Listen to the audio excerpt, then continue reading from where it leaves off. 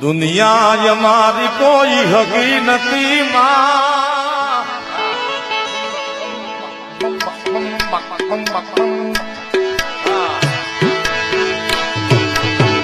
દુનિયા મારી કોઈ હકી નથી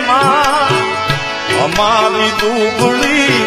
દશા હતી કોઈ ન તું ત્યારે મારી મોગલ હતી જય માંગા